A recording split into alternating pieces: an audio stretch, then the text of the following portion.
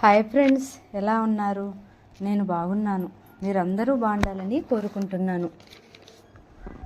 Friends, మీకు నా కథను నచ్చినట్లయితే ప్లీజ్ సబ్స్క్రైబ్ చేయండి, షేర్ చేయండి, లైక్ చేయండి. ఇప్పుడు కథలోకి వెళ్దాం. చదువుతున్నది శోభారెడ్డి. రమేష్ రిలీఫ్గా ఫీల్ అయ్యాడు. నేను వస్తాను వెళ్ళబోయాడు. రక్తంతో కలిసిపోయిన మర్యాదని పంకజం ఆ నిమిషంలో కూడా మర్చిపోలేదు. లోపలికి రండి సాదరంగా ఆహ్వానించింది. పర్వాలేదు, అతను దేనికి మొహమాట పడుతున్నాడు అనుకుని మజ్జిగ పుచ్చుకుని వెళ్దును గాని రండి అంది. ఆమె వృత్తి అలాంటిది. అతను సందేహిస్తున్నాడేమోనని సందేహ నివృత్తి చేసింది. అతను నొచ్చుకుంటున్నట్టుగా మన్నించండి, మరోసారి ఎప్పుడైనా ముఖాన్ని కర్చీప్తో గట్టిగా తుడుచుకుని వెళ్ళిపోయాడు. జీవితంలో ఆ మరోసారి ఎప్పుడు ఎలాంటి పరిస్థితులు వస్తుందో అతను ఊహించలేదు. అతని గురించి పంకజం పట్టించుకోలేదు. ఎక్కడి నుంచో కూతురితో చెప్పి లోపలికి వెళ్ళిపోయింది. వెళ్ళి తల్లి చెవి దగ్గరగా చేతిని అడ్డం పెట్టి మరీ ఏదో గుసగుసగా చెప్పింది. ఆవిడకు నమ్మశక్యంగానే ఆశ్చర్యం, ఆనందాన్ని సూచిస్తూ ఒక చిరునవ్వు. పడకుర్చీలోంచి లేచి వచ్చింది. నిజమేనా అన్నట్టుగా కిన్నెరని తేరిపారే చూసింది. చేయి చెంప మీదకి వెళ్ళింది, అబ్బురాన్ని చూసినట్టుగా. మళ్ళీ అంతలోనే మెచ్చుకోలుగా మెటికలు విరిచింది. ఆవిడ ఇటు తిరిగి పంకజాన్ని చూసింది. ఇద్దరూ కళ్ళతోనే నవ్వుకున్నారు. పాలేరుని పిలిచారు. వినపడనంత నెమ్మదిగా అతనికేదో పని పురమాయించారు. అతను వెళ్ళిపోయాడు. కిన్నెర చూస్తూనే ఉంది. తల్లిలో ఎప్పుడూ లేనిది, ఎప్పుడూ చూడనిది ఒక తొత్తరపాటు, ఒక అదుర్ద. పాలేరు భార్య వచ్చింది. చీరకుచ్చిళ్ళు బొడ్లో దోపుకుని చీపురు నీళ్లు తెచ్చుకుని మూలగది కడిగింది. కిన్నెరను చూస్తూ ముసిముసిగా నవ్వుతోంది. పంకజం ఏమిటో హడావిడి పడిపోతుంది. కిన్నెర్ను మాత్రం ఎవరూ పట్టించుకోవట్లేదు. ఎన్నాళ్ళు మంచం మీదుండే రోజు డాక్టర్ వచ్చి చూసి వెళ్ళేవాడు. ఏ కాస్త తుమ్మినా దగ్గినా నీరసంగా ఉన్నా 4 సార్లు వెక్కిళ్ళు వచ్చినా అసలేమాత్రం తేడా కనిపించినా డాక్టర్ వచ్చేసేవాడు. ఇవాళ కూడా డాక్టర్ వెంటనే వచ్చేస్తాడనుకుంది. డాక్టర్ రావటం మాట అటుంచి కనీసం డాక్టర్ అన్న మాట కూడా ఎవరూ అనట్లేదు. కిన్నెరకు ఉక్రోషం ఉంది జరుగుతున్న గూడుపుటాన్ని చూస్తుంటే. అమ్మా గట్టిగా పిలిచింది. ఆమె ఎంతగా అరిచినా పంకజం మాత్రం నెమ్మదిగా నింపాదిగా వచ్చింది అక్కడికి. ఏమిటి మామూలుగా అడిగింది. తల్లిని చూడగానే కిన్నెర బేలగా అయిపోయింది. నాకేదో అవుతోంది, నేను చచ్చిపోతాను కదూ, నిజం చెప్పు. భయంతోనూ బాధతోనూ ఏడ్చేసింది. ఊరుకోకన్నా, నీకేం కాలేదు. నీకేమైనా అయితే నేలేను, నా తల్లివి కదూ, ఊరుకో అనునయించింది. కాదు, నాకేదో అవుతుంది ఏడుస్తూనే అంది కిన్నెర. చెప్పు, ఏమిటది? పంకజానికి ఏం చెప్పాలో అర్థం కాలేదు. ఆడపిల్లను కన్నా ప్రతి తల్లి ఎప్పుడో ఒకప్పుడు తప్పనిసరిగా ఎదుర్కోవాల్సిన పరిస్థితే ఇది. ఈడొచ్చిన ఆడపిల్లకు ఎవరూ చెప్పరు, ఎక్కడా నేర్పరు. మరెలా? పంకజం పెదవుల మీదకి నవ్వు అడ్డంగా వస్తుంది. ఈ పిచ్చి పిల్లకి ఏమని చెప్పాలి? ఏమిటే పంకజం, నే విన్నది నిజమేనా? అప్పుడే నీ కూతురు పెద్ద మనిషి అయిందట్టుగా. నాకింకా నువ్వు పురిటి నొప్పులతో కేకలు పెట్టడం నిన్న మొన్న లాగుంది అని బోల్డంత ఆశ్చర్యపోయింది. ఎదురింటి పారిజాతం వచ్చింది. పంకజం అందంగా సిగ్గుపడుతూ ఆమెను రిసీవ్ చేసుకుంది. కిన్నెర పెద్ద మనిషి అన్న పదం దగ్గరే ఉండిపోయింది. ఇది వరకు చాలాసార్లు ఆమె ఆ పదం విన్నది. అప్పట్లో దాని గురించి ఆలోచించలేదు. కానీ పెద్ద మనిషి అవ్వటం అంటే ఇదా? కిన్నెరకు చేదరంగా అనిపించింది. ఇదంతా ఎంత అసహ్యం. ఆ వీధిలో ఆడవాళ్ళంతా వస్తున్నారు, ఒక్కొక్కళ్ళే. వీళ్ళకేమైంది? ఎందుకు ఇలా అందరూ ఒక్కసారి కూడబలుక్కున్నట్టు ఎవరో రమ్మని పిలిచినట్టు వస్తున్నారు? కిన్నెరకు అర్థం కాలేదు. పైపొచ్చు ఒక్కొక్కళ్ళు వస్తూనే తననే గుచ్చి చూస్తున్నారు. ఆమెకు తల కొట్టేసినట్టుగా ఉంది. తనేం తప్పు చేసింది? అంతా తనని చూసి ఒక రహస్యపుట ఆనందంతో బాగైందిలే అన్నట్టుగా నవ్వుకుంటున్నారే. ఏ సంగతి తనకెలా తెలుస్తుంది? నీరసంగా అనిపించి కూర్చోబోయింది. ఏయ్ వద్దొద్దు, కూర్చోబాక, ఎవరో ఒక ఆవిడ చెప్పింది. ఎందుకు? ఉడుకుమోత్తనంగా అడిగింది. ఆవిడ కిసుక్కుని నవ్వింది. మిగిలిన వాళ్ళు వంత కలిపారు. కిన్నెరకు అనుమానంగా అనిపించింది. టపటప కాళ్ళు కొట్టుకుని నడుస్తూ లోపలికి వెళ్ళబోయింది. ఆగాగు, లోపలికి రాబాకు, ఇంకొకరు ఎవరో చెప్పారు దారికి అడ్డంగా నిలబడుతూ. వెళ్తే ఏం కోపంగా అడుగుతూనే లోపలికి వెళ్ళబోయింది. ఉష్, దూరం పట్టుకో, ఆవిడ వారింపుగా చేతికి అడ్డం పెట్టి చెప్పింది. ముట్టుకోవద్దు అని. ఎందుకెందుకు? కిన్నెరికి ఇదంతా చిన్నతనంగా ఉంది. వీళ్ళంతా తమ ఇంటికి వచ్చి తమ మీదే చేస్తున్నారేమిటి? అక్కాయి నీ కూతురే, నీకు పోటీగా వస్తుంది. ఇన్నాళ్ళు టిమటిమలాడిపోయావు. ఇక ఏ బేరాలు తగ్గుతాయి? ఎవరో పరాచికాలంటే పంకజం జవాబు ఇవ్వకుండానే మురిపంగా నవ్వింది. నువ్వింకా సర్వీస్లోనే ఉన్నావు. నీ కూతురు ఉండే నువ్వు లొండలు తినిపిస్తుందే.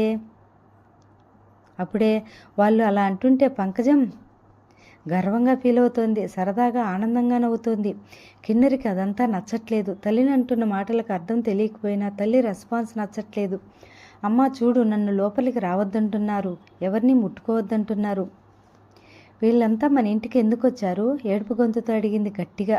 పంకజం గబగబా ఆమె దగ్గరకు వచ్చింది. తప్పురా నాన్న, నువ్వు పెద్ద మనిషివయ్యావని పిలిస్తేనే వీళ్ళంతా పేరంటానికి వచ్చారు. నువ్వు అట్లా మాట్లాడకూడదు.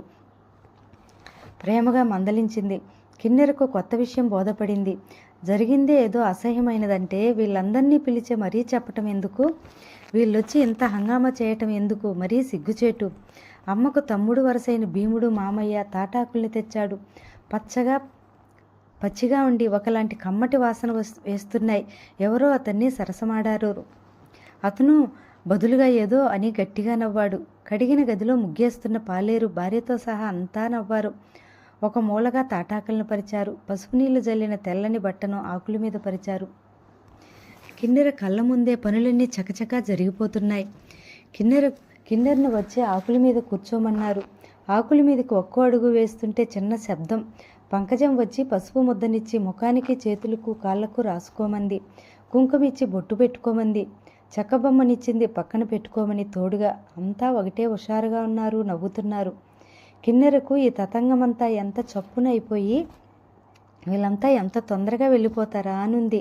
అందుకే చెప్పినట్టల్లా చేస్తుంది. నువ్వులు బెల్లము కలిసి దంచి ఉండలు చుట్టారు. వచ్చిన వాళ్ళందరికీ బొట్టు పెట్టి తాంబూలంతో పాటు నువ్వులుండలు కూడా పంచారు. వాళ్ళు జన్మలో నువ్వులుండలు ఎప్పుడు తిననట్టు, అవి తినటం కోసమే చచ్చిపోతున్నారేమో అనిపించింది కిన్నెరకు. మట్టి మూకుడు కొత్తదే కానీ దాంట్లో పాయసం పోసి తినమంటే కిన్నెరకు ఎలాగో అనిపించింది. కానీ తప్పలేదు. ఇదిగోనమ్మాయి, ఆకుల మీద నుంచి లేచేసరికల్లా ఆకులు నిండేంత లావవ్వాలి. తీసి తినందే లావెట్లా అవుతావు? తిను. వెడుతూ ఎవరో అన్నారు. లావు మాటేమో కానీ కిన్నెరకు తీపంటే మొహమెత్తింది, ఒకటేసింది. పథ్యమంటూ తీపి తప్ప ఇంకేం పెట్టలేదు. ఆ తర్వాత 11 రోజుల దాకా అన్ని రోజుల్లోనూ కిన్నెరకు అర్థం కాని విషయం ఒకటి ఉండిపోయింది. రాత్రులు మగాళ్ళెవరూ తన ఇంటికి రావట్లేదు. అది తనకి ఆనందంగానే ఉంది. మరి అమ్మెందుకు ఆనందంగా ఉంది?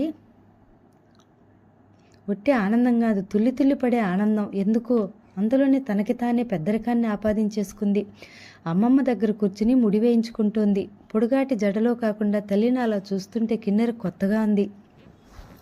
కొత్తగా మొదలైన శారీరకపరమైన అసౌకర్యంతోనూ ఎక్కువ చిరాగ్గా ఉందంటే చుట్టూ చేరిన ఆడవాళ్ళు చేసే గొడవ ఒకటి. స్కూల్కి వెళ్ళకూడదు, సాయంకాలాల్లో ఆడుకోవడానికి వెళ్ళకూడదు, కనీసం హోంవర్క్ కూడా చేసుకొనివ్వరు. అష్టాచమ్మనో పులిమేకో పచ్చీసో వైకుంఠపాలియో ఆడవాళ్ళు ఆడమనేవాళ్ళు.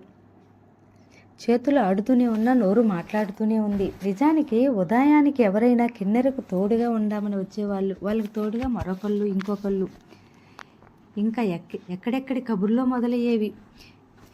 వీధి చివరి ప్రమీల దగ్గర నుంచి సమల్లా బోర్డం దాకా ఆడవాళ్ళు ఎంతెంతమంది మగాళ్ళను పక్కన పడుకోబెట్టుకున్నారో వీళ్ళ దగ్గర మొత్తం స్టాటిస్టికల్ డేటా ఉండేది. అప్పుడే పువ్వులా విచ్చుకుంటున్న ఒక చిన్నమ్మాయి అక్కడుందన్న స్పృహ కానీ, ఆ అమ్మాయి ముందర కొన్ని విషయాలు మాట్లాడకూడదన్న ఇంగిత జ్ఞానం కానీ వాళ్ళకి లేదు. కిన్నెరికి ఇప్పుడిప్పుడే తెలుస్తోంది, తన తల్లి ఒక్కతే కాదు, ఆ వీధిలో వాళ్ళందరూ కూడా అలాంటి వాళ్ళేనన్న సంగతి. అందుకే తమ వీధి పేరు చెప్పగానే అందరూ తనని అలా చూస్తారన్న సంగతి. అందరిలోకి కాస్త చలాకీగా ఉన్న వారిజాక్షి అప్పుడే అక్కడి నుంచి లేచి వెళ్ళింది. అంతే టాపిక్ ఆవిడ మీదకి మళ్ళింది. ఈ టిప్పులాడి చూడు, దీని కూతురు పెద్ద మనిషి అయిందంటావా? ఆరాగా అడిగింది. ఆన్సర్ తేల్చే అడిగినట్టుంది ఆ తీరు చూస్తే. తెలిసే. అయ్యో నెమ్మదిగా అడుగుతున్నావే, ఏనాడో అయి ఉంటుంది, ఎవరికి చెప్పలా, గుట్టుముట్టుగా ఇంట్లో కలిపేసుకుంది ఇంకొకరి వత్తాసు. వింటున్న వాళ్ళు బొగ్గలు నొక్కున్నారు. అవునక్కాయ్, పంకజం అంటే పిచ్చి పిన్ని కాబట్టి అందరికీ చెప్పేసింది. సమర్థాడిన కూతురంటే ప్యాసింజర్లు మోజు పెడతారా, అందుకే అది కప్పెట్టింది. మొన్న అడిగితే అబ్బే ఎక్కడా 9 ఏళ్ళు అంది. ఒట్టిదే, నాకు బాగా గుర్తు. పోయిన పుష్కరాలకే దానికి 7 కూతురుంది. ఏళ్ళు దాస్తే దాగుతాయా? ఒళ్ళుగల పిల్లేమో వింటోని కిన్నెర అప్రయత్నంగానే తలదించుకుంది. సిగ్గుతో చితికిపోయింది. చీ పాడు, ఆడవాళ్ళ ఇండి ఎలా మాట్లాడుతున్నారు? తమ ఇన్ని రోజులు సుబ్బారావు తన ఇంటికి వచ్చే మగాళ్ళు మాత్రమే ఇలాంటి మాటలు మాట్లాడతారనుకునేది. పుట్టడమే అసహ్యం. చీచి, అప్పటిదాకా వికారం పుట్టింది రోత ఈ మాటలు మాత్రమే ఉన్నది. కిన్నెర ఆ రోజు అది కూడా చూసింది. మంజులు కొడుకుని ఎత్తుకుని వచ్చింది. తీసుకురావటం ఇదే మొదటిసారి అంటూ తర్వాత ఒకరు ఎత్తుకుని మరీ నలిపేశారు. చివరికి ఆవిడ పేరేమిటో కిన్నెరకు తెలియదు. బాబుని ఎత్తుకోవటం కిన్నెర చూస్తూనే ఉంది. నిజంగానే బాబు ముద్దుగా బొద్దుగా అన్నాడు. ఆవిడకు ఎంత ముద్దొచ్చాడంటే అని చూస్తున్న కిన్నెరకు డోకొచ్చినంత పనైంది. ముద్దు అంటే అసహ్యం కలిగింది. ఆవిడ తెగ పడిపోతా ఉంది. అంత చిన్న పిల్లాడితో అవే మాటలు కిన్నెరకు అర్థం కావట్లేదు. 11వ రోజున కిన్నెరను ఆకుల మీద నుంచి లేపి స్నానం చేసేటప్పుడు కూడా ఇలాంటి ఇబ్బందికరమైన పరిస్థితి ఎదుర్కోవాల్సి వచ్చింది.